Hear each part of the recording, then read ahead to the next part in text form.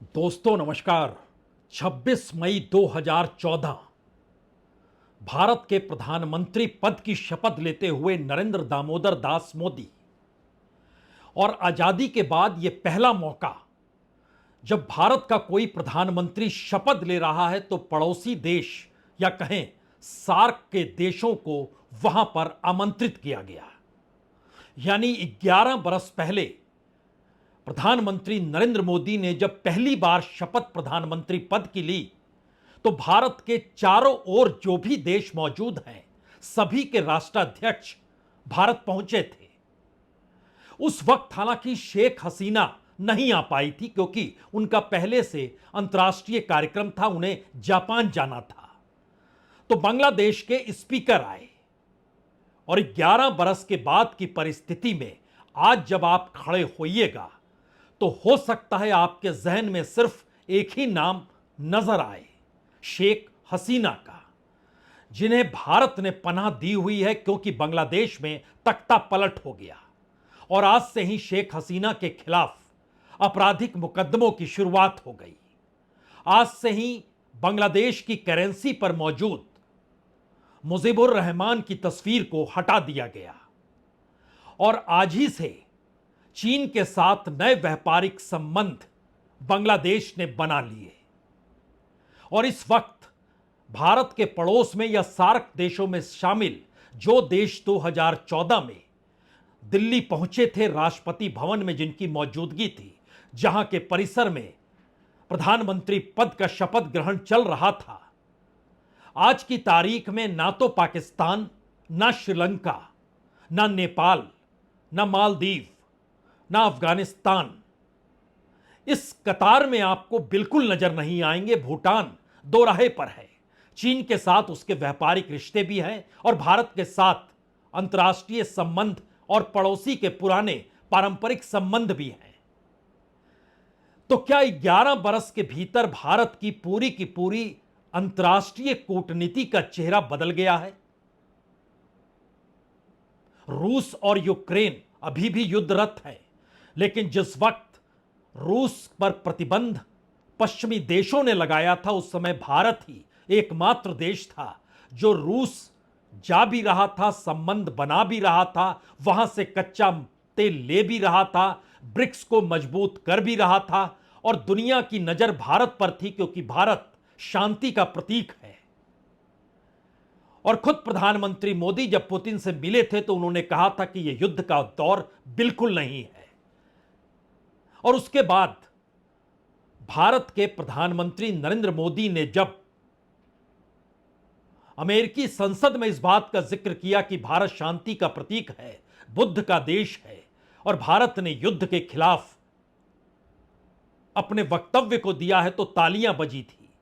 लेकिन आज इस युद्धरत की परिस्थितियों में भी ना तो पश्चिमी देश भारत की तरफ देख रहे हैं और ना ही यूक्रेन को लेकर कोई सवाल जवाब भारत को लेकर उठ रहा है। यानी युद्ध की परिस्थितियों के बीच में जो भारत का महत्व था वो इस दौर में बिल्कुल नहीं है। इस दौर में इजराइल और फिलिस्तीन, इजराइल और गाजा पट्टी और इन सब के बीच ईरान, पारंपरिक तौर पर जो संबंध ईरान के साथ, मिडिल ईस्ट के देशों के साथ, फिलिस्तीनियों के साथ रही, ये कोई आज की बात नहीं है। लेकिन इस दौर में इजराइल और इजराइल के साथ खड़े होने की चाहत, क्योंकि पहली बार भारत के प्रधानमंत्री नरेंद्र मोदी ही इजराइल गए, इससे पहले कोई प्रधानमंत्री गए नहीं थे। फिलिस्तीन से यासिर अराफात का दिल्ली आना, इंदिरा गांधी के साथ मिलना, उस दौर को याद कीजिएगा तो हो सकता है आपको गुटनिरपेक्ष आंदोलन भी याद आ जाए। लेकिन इस दौर में बिल्कुल अलग परिस्थितियां हैं और इन परिस्थिति में भारत कहां पर खड़ा है, यह सवाल अपने आप बहुत बड़ा हो चला है। क्योंकि अमेरिका जो अभी तक साउथ एशिया में चीन के समानांतर भारत को देख रहा था, उसी अमेरिका ने पाकिस्तान को भारत के समकक्ष सामरिक और कूटनीति के सहारे खड़ा कर दिया। और इस दौर में अब यह माना जा रहा है कि अगले हफ्ते चीन के राष्ट्रपति शी जिनपिंग और अमेरिकी राष्ट्रपति डोनाल्ड ट्रंप की मुलाकात होनी है क्योंकि इस दौर में टकराव टैरिफ को लेकर बढ़ा है। वो सिर्फ स्टील और एल्यूमिनियम का नहीं है मसला, मसला और भी है जिसको लेकर चीन ने आपत्ति की है कि जेनेवा में जो समझौता आपने हमारे साथ किया वो आप तोड़ रहे हैं। तो मुलाकात होगी, व्हाइट हाउस के प्रवक्ताओं ने इसके इंडिकेशंस दे दिए हैं, लेकिन इस टैरिफ वार से लेकर टेररिज्म और सामरिक कूटनीति के बीच में भारत अमेरिका की फहरिस्त में कहां पर खड़ा है? क्योंकि अमेरिका तो हर दिन भारत को एक ऐसे कटघरे में लाकर वह भी पाकिस्तान के दायरे में खड़ा करना चाहता है जो भारत कभी भी स्वीकार करने की स्थिति में नहीं है। लेकिन इस दौर में भारत ने कुछ कहा भी नहीं है। यह स्थिति 1971 में नहीं थी। निक्सन जो चाहते थे, इंदिरा गांधी उसके खिलाफ थी। उस दौर में रूस को साथ देना पड़ा क्योंकि वह कोल्ड वार का दौर था, और कोल्ड वार में एक ध्रुव अगर अमेरिका था तो दूसरा ध्रुव रशिया था, यानी रूस था। इस वक्त का, उस समय तो रशिया टूटा नहीं था और वो रशिया भारत के साथ खड़ा था। इस दौर में रूस जिस रास्ते चल रहा है और जिस रास्ते समझौते को टटोल रहा है, उसमें उसे भारत की कूटनीति या अंतर्राष्ट्रीय तौर पर जो स्थिति पहले थी वो लेकर अब की स्थिति में वह भारत को नहीं खोज रहा है। उसके लिए चीन महत्वपूर्ण है और चीन के जरिए वह भारत को भी संदेश देना चाह रहा है बार बार कि पश्चिमी देशों की तो राय और अमेरिका की राय तो बांटो राज करो वाली ही रही है, उससे बचना चाहिए। और कम से कम साउथ एशिया के भीतर किसी भी तरीके की कोई सामरिक हलचल नहीं होनी चाहिए। रूस इस बात का जिक्र कर रहा है। यानी ध्यान दीजिए, तो ना तो अमेरिका ना रूस, और इस दौर में तमाम मिडिल ईस्ट देशों के साथ अमेरिका ने जो संबंध बनाए हैं वो संबंध के बीच में भारत कहीं नहीं है जो इससे पहले रहता था। हमें लगता है आज जिन पन्नों को खोलें उससे पहले यह भी महत्वपूर्ण है, भारत की ताकत का एहसास 2019 में दुनिया को तभी हो गया था जब पहली बार फ्रांस के राष्ट्रपति जॉन मैक्रोन ने G7 की बैठक में प्रधानमंत्री मोदी को आमंत्रित किया था। पिछले साल G20 का सम्मेलन भारत ने कराया, लेकिन G7 तो दुनिया के टॉप 7 देश, विकसित देशों की कतार है जिसमें भारत को आमंत्रित किया गया। लेकिन इस बार G7 की बैठक में भी भारत को अभी तक आमंत्रित नहीं किया गया है। यह अलग मसला है कि ये G7 की बैठक कनाडा में होनी है, और कनाडा के साथ डिप्लोमेटिक रिश्ते भारत के ठीक नहीं है। खालिस्तानी आतंकवादियों को लेकर डिप्लोमेटिक रिश्ते जो डगमगाए हैं, और जस्टिन ट्रूडो जब वहां के राष्ट्रपति थे, अब तो बदल गए हैं, लेकिन फिर भी यह परिस्थिति भारत की अंतर्राष्ट्रीय मानचित्र पर कहां पर खड़ा कर रही है। शायद नेहरू से लेकर मनमोहन सिंह, या कहीं इंदिरा गांधी से लेकर अटल बिहारी वाजपेयी तक की परिस्थितियों के बीच भी आप खड़े होइएगा तो यह स्थिति पहले कभी नहीं थी। तो हमें लगता है आज इन तमाम परिस्थितियों का पहला पन्ना तो 26 मई 2014 से ही खुलना चाहिए, जब पहली बार बहुमत की ताकत के साथ, 30 साल बाद पहली बार बहुमत की ताकत के साथ बीजेपी जीतती है। प्रधानमंत्री पद की शपथ नरेंद्र मोदी लेते हैं और सार्क देशों के राष्ट्राध्यक्षों की मौजूदगी उसमें नजर आती है।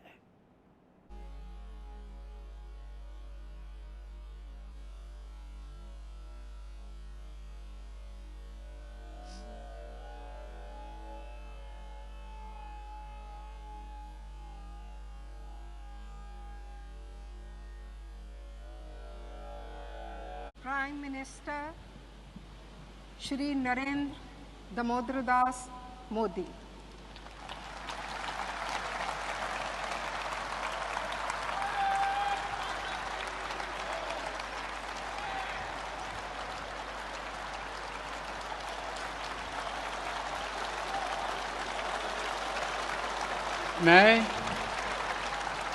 मैं नरेंद्र दामोदर दास मोदी 11 बरस पुराना यह शपथ ग्रहण समारोह आज शायद इसलिए भी दिखलाने की जरूरत पड़ गई क्योंकि राष्ट्रपति भवन के भीतर दरबारा हॉल में शपथ होती थी, जहां की कैपेसिटी सिर्फ 500 लोगों की।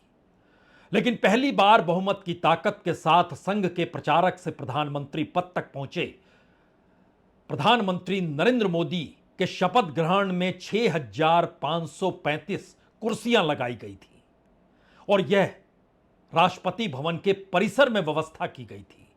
यहां पर भूटान के, मॉरिशस के, मालदीव के, नेपाल के, बांग्लादेश के, श्रीलंका के, अफगानिस्तान के सभी के नुमाइंदे यहां पर मौजूद थे। राष्ट्राध्यक्षों की मौजूदगी थी।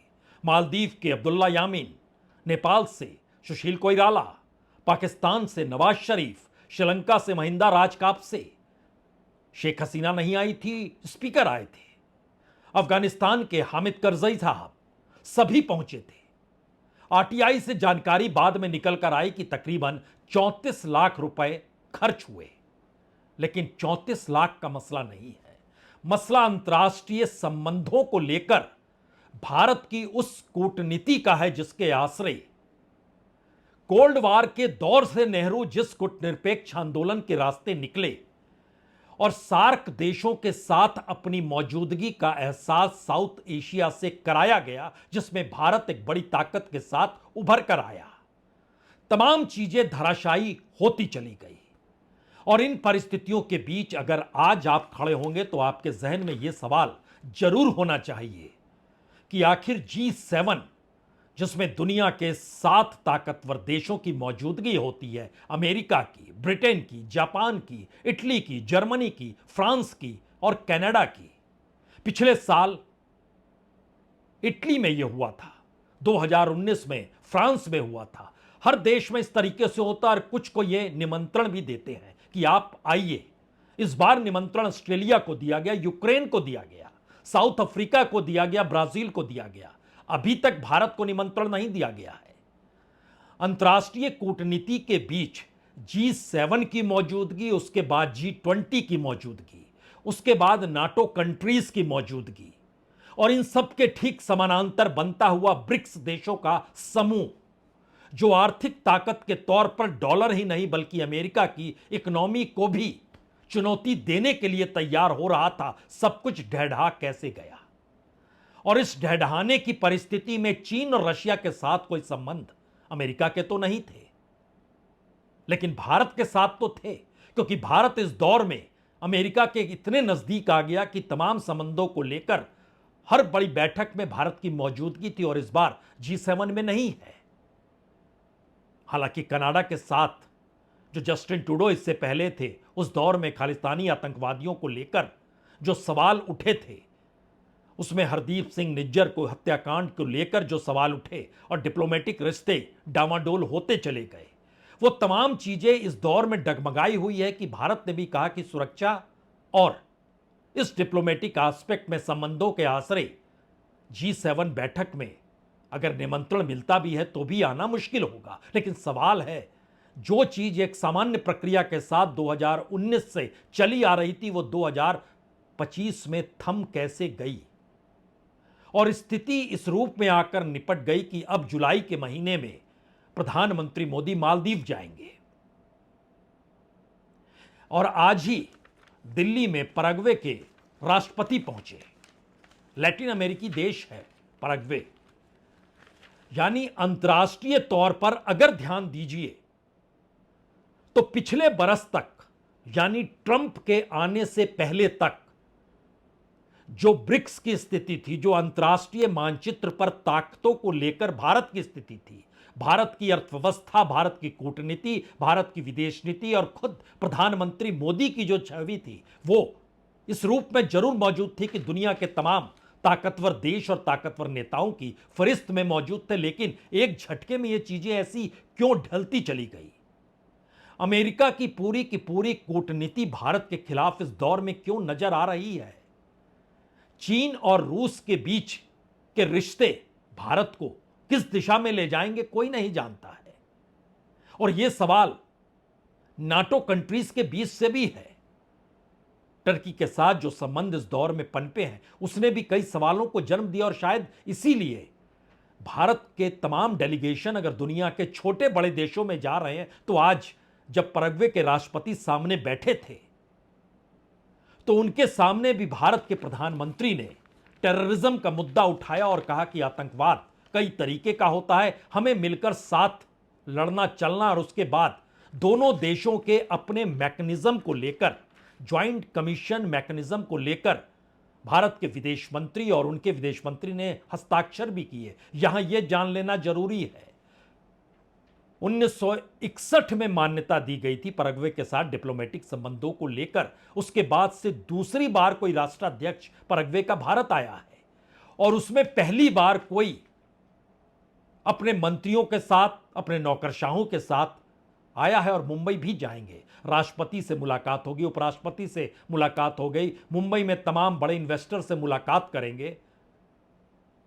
तो उस पूरी फहरिस्त में एक पैराग्वे देश इस दौर में आकर अगर खड़ा है तो हमें लगता है यह बात प्रधानमंत्री मोदी जो कह रहे हैं आज, और जो जयशंकर ने समझौता किया, इन दृश्यों को देखिए जरूर और सुनिए भी। एक्सेलेंसी, आतंकवाद के खिलाफ लड़ाई में भारत और पैराग्वे कंधे से कंधा मिलाकर खड़े हैं।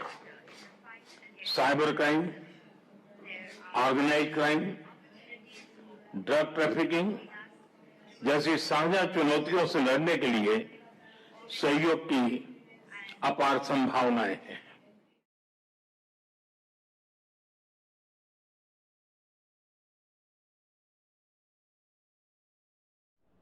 तो क्या जो अंतर्राष्ट्रीय उड़ान थी 2014 से 2019 तक, दुनिया के सबसे ज्यादा देशों में खुद प्रधानमंत्री गए थे। इससे पहले अक्सर विदेश मंत्री जाया करते थे, लेकिन इस बार प्रधानमंत्री मोदी गए।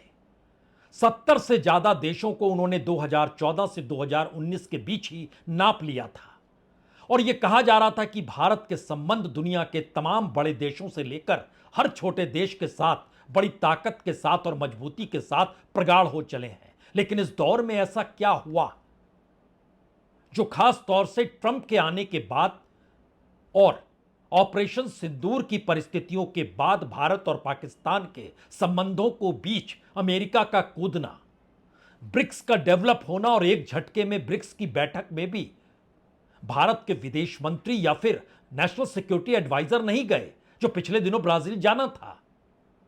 ये सारे सवाल इसलिए बड़े हैं, क्या दोबारा से एक नई परिस्थिति भारत के सामने अपनी कूटनीति और विदेश नीति को लेकर खड़ी हो गई है? और सवाल पैराग्वे के राष्ट्रपति या उनके प्रतिनिधिमंडल का नहीं है, हमारे कॉमर्स मिनिस्टर इस समय पेरिस में है। पेरिस में उनके समकक्ष मंत्री से भी मिल रहे हैं और जो रिनॉल्ट गाड़ी बनाती है उनके सीईओ से भी मुलाकात कर रहे हैं। लेकिन इससे पहले चर्चा तो इस बात की थी कि भारत उस ट्रेड वार के बीच में सबसे बड़े स्तंभ के तौर पर है कि भारत के पास एक बाजार है, बाजार के साथ भारत की एक अपनी इकोनॉमी है। बाजार और इकोनॉमी दोनों का इस दौर में मायने नहीं रख रही है, क्योंकि दुनिया की नजर अब भारत के मार्केट या भारत के साथ व्यापारिक रिश्ते अमेरिका के क्या होंगे, चीन के क्या होंगे, रशिया के साथ कैसे संबंध रहेंगे, इस दिशा में नहीं है। नई परिस्थिति तो यह है कि चीन खुले तौर पर अब अमेरिका को कह रहा है कि देखिए, आपने चीनी कंपनियों के कंप्यूटर चिप डिजाइन सॉफ्टवेयर की बिक्री को अपने यहां क्यों रोक दिया? चीनी जो टेक कंपनियां हैं उसके द्वारा बनाए गए चिप्स के उपयोग के खिलाफ चेतावनी क्यों दी गई? चीनी छात्रों के वीजा रद्द क्यों किए गए? भारत के छात्रों के वीजा का भी सवाल है, उस पर भारत ने कोई आवाज नहीं उठाई। भारत के लोगों को जो अवैध तरीके से रह रहे थे उनको चेन में बांधकर भेजा गया, किसी दूसरे देश के नागरिकों को ऐसे वहां से नहीं भेजा गया जो भारत के नागरिकों को भेजा गया। भारत ने उस पर भी खामोशी बरती या कहा दूसरे देशों में जाकर अवैध तरीके से रहना गैर कानूनी और वहां का कानून जो कहेगा उसे मानना पड़ेगा, लेकिन वो कानून सिर्फ भारत पर ही लागू क्यों हुआ? इसीलिए अब चीन जिन सवालों को उठा रहा है उसमें अमेरिकी राष्ट्रपति डोनाल्ड ट्रंप और चीन के राष्ट्रपति शी जिनपिंग के बीच अगले हफ्ते मुलाकात होनी है, जिसका जिक्र व्हाइट हाउस कर रहा है कि जल्द बातचीत होगी। स्टील और एल्युमिनियम में टैरिफ 25 से 50% कर दिया गया और खुद राष्ट्रपति ने कहा वहां पर पेंसिल्वेनिया की पिट्सबर्ग रैली में कि हमें अपने इंडस्ट्री को देखना है, अपने नेशनल इंपोर्ट और एक्सपोर्ट सिस्टम को देखना है और चीन पर निर्भरता कम करनी है और इन सब के बीच दुनिया के बाजार में किसी से कोई रिश्ता ऐसा नहीं बनाना है जिसमें अमेरिका को नुकसान हो। मैसेज बहुत तमाम गरीब और विकासशील देशों के लिए भी है। ये भारत विकासशील देशों की कतार में है। इकोनॉमी के लिहाज से मुश्किल हालात जरूर है, लेकिन ओवरऑल इकोनॉमी के लिहाज से भारत विकासशील देशों की कतार में आता है। और शायद इसीलिए हमें लगता है आज मुलाकात का सिलसिला जब पेरिस के बीच चल रहा था, जहां पर पीयूष गोयल मौजूद थे, रेनॉल्ड के सीईओ की भी मौजूदगी थी, उनसे भी मुलाकात की, वहां के इलेक्ट्रिक मिनिस्टर जो हैं उनसे भी मुलाकात की।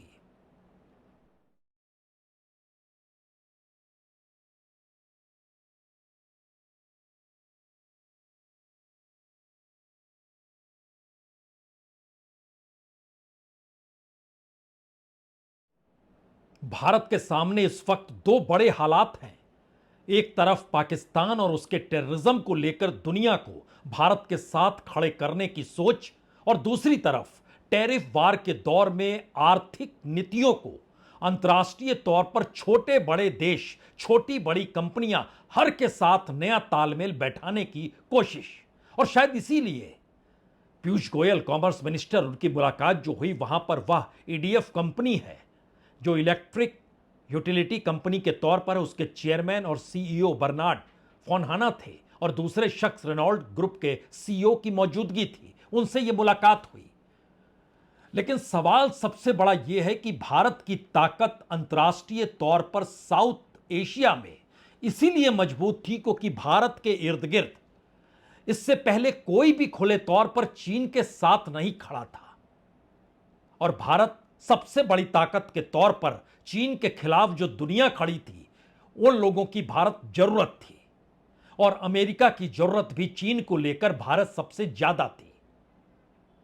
लेकिन इस दौर में अगर भारत के पड़ोस की राजनीति को भी समझें तो श्रीलंका के चुनाव हो या मालदीव के चुनाव हो या फिर बांग्लादेश में तख्ता पलट की स्थिति हो, तीनों जगहों पर एंटी इंडिया स्टैंड लेकर जो आगे बढ़ा उसको लाभ होते चला गया। और आज की तारीख में बांग्लादेश इसकी जीती जागती मिसाल है, जहां पर वह एंटी इंडिया स्टैंड लेकर दुनिया के बाजार में अपनी दखल देना चाहता है, और चीन के साथ उसकी करीबी कहीं ज्यादा बढ़ती चली जा रही है। और कल ही जो बैठक हो रही थी, जो इन्वेस्टमेंट को लेकर ढाका के भीतर में, वहां पर जिन सवालों को, जो कि चाइना बांग्लादेश की जो conference on investment and trade पर बातचीत हो रही थी, उसमें चीन के 150 से ज्यादा चीनी निवेशकों की मौजूदगी थी, व्यापार प्रतिनिधि मौजूद थे। वहां पर अंतरिम सरकार के मुख्य सलाहकार मोहम्मद यूनुस क्या कहते हैं?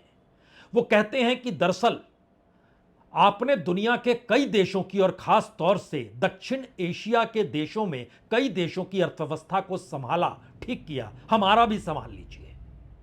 युवाओं को मौका देने के लिए यहां इन्वेस्टमेंट कीजिए।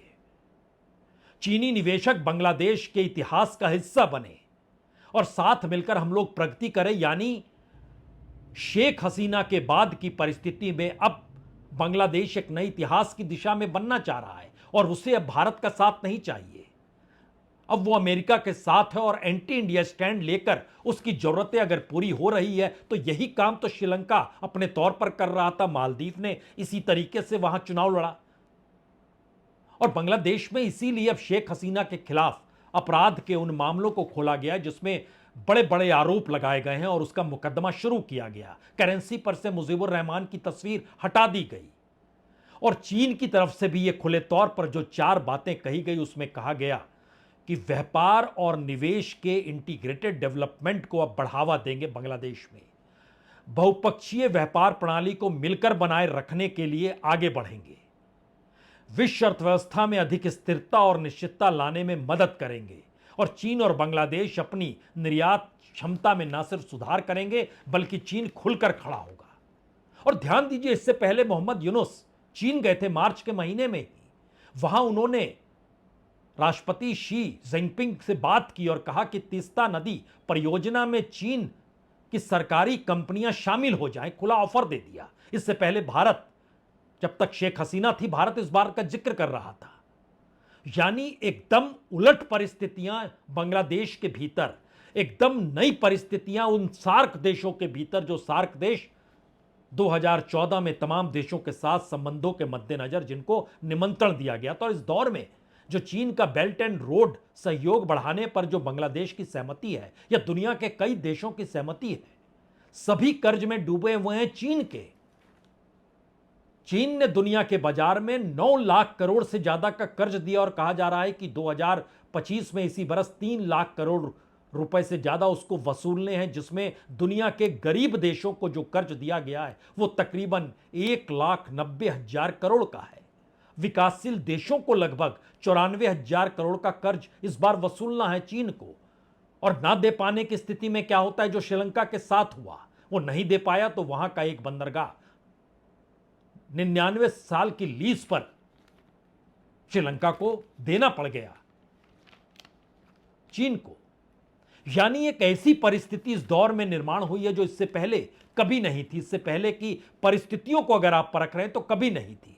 हालांकि ऐसा नहीं है कि शेख हसीना जब बांग्लादेश की राष्ट्रपति थी तो चीन के साथ संबंध नहीं थे। बिल्कुल उन्हीं के समय ही बेल्ट एंड रोड प्रोजेक्ट के साथ इंफ्रास्ट्रक्चर की जरूरत वहां पर लागू कराई गई थी। लेकिन इस दौर की परिस्थिति में एंटी इंडिया स्टैंड लेकर राजनीतिक फायदा उठाना और आर्थिक लाभ भी लेना, यह परिस्थिति बनती चली गई। और यह श्रीलंका में, पाकिस्तान में, मालदीव में, नेपाल में, बांग्लादेश में सभी जगहों पर बनती चली गई है। इसलिए भारत की जो ओरिजिनल ताकत थी, जिसका जिक्र हमने शुरुआत में किया, G7 की बैठक याद कीजिए पिछले बरस, तमाम देशों के, मजबूत देशों के राष्ट्राध्यक्षों के बीच प्रधानमंत्री मोदी की मौजूदगी जो इटली में हुआ था।